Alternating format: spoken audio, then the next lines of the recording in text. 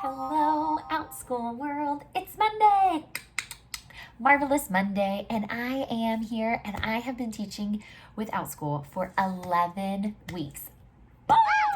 It has been an amazing 11 weeks, and I feel like I just hit a great milestone in my at-home teaching online platform. I kind of have switched over in my teaching preference from VIP Kid to Outschool, and my pure focus has been on Outschool. In the last 11 weeks, I just hit this last weekend 565 followers on Outschool with parents and $5,000 plus in income to my family from Outschool. Amazing. So I am not in a brag in any way. I have been busting my bum for the last 11 weeks, teaching 3 hours a day, but it has been probably prepping 3 to 4 hours a day. So before class, between classes, after class, at night when my babies go to bed, sending message saying thank you so much for coming to class, here's my resources to support class, building my calendar schedule, and then building my content at night once my babies go to bed. The fall semester is coming. I just had 2 sections for my entire semester. Boom, they're full. I'm kind of stuck at a predicament because I only have so much time being a stay-at-home mom. Nap time's only so long. They only sleep in for so long. I don't want to wake up at 4 a.m. to be able to teach, so I'm kind of stuck. This is a good, happy place to be, and I have been working really hard to get to this point. If I open more classes, how do I balance mom life and baby life? So those are just some of the things that I'm struggling with right now, but I am so happy to be in this struggle. I still teach ongoing, one-time, and multi-day classes. Most of my focus and most of my income have come from one-time and ongoing classes. So my ongoing classes are 3 days a week that I meet with students, and I charge $35 for the week. My one-time classes range from $7 to $11. I have found, because I've taught them so often, I have been able to up the amount of students that I have in class with me because I'm so comfortable now, and a lot of my ongoing students are returning students, so they're comfortable with my teaching style.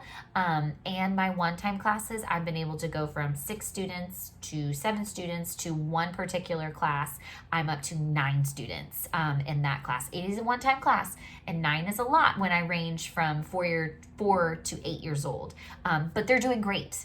And I do make sure to, when I schedule that class, that I leave a buffer with 9 students. I want to make sure that everyone is getting what they need.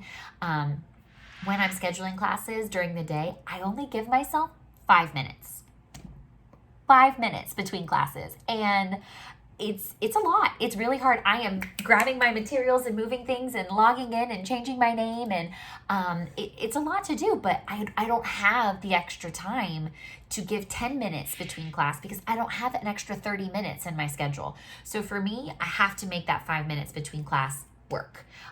Each class I do write out on a whiteboard or the plastic piece of paper. I write out students' names. I do this the night before.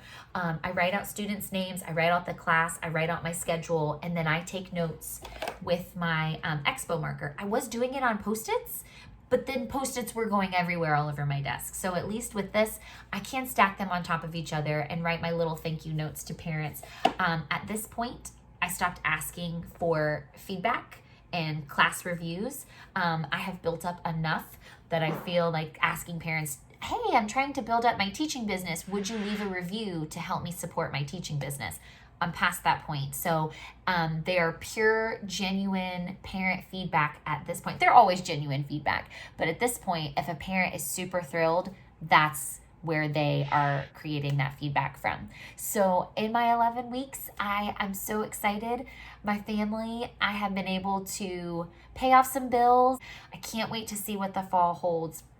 I wanted to build flex classes, but with all the time that I'm putting into building my curriculum with my ongoing classes, I haven't been able to devote that time to building flex classes. I have 10 classes that I have currently listed and like 6 or 7 classes that are sitting there in the queue waiting to be submitted, but I don't have time to teach them right now. So they're just going to stay there. And I think I'm going to take away a couple of my one-on-one classes because I it's the same problem. I don't have time to be able to give to that one-on-one class as much as my family needs the support of multiple learners in one class.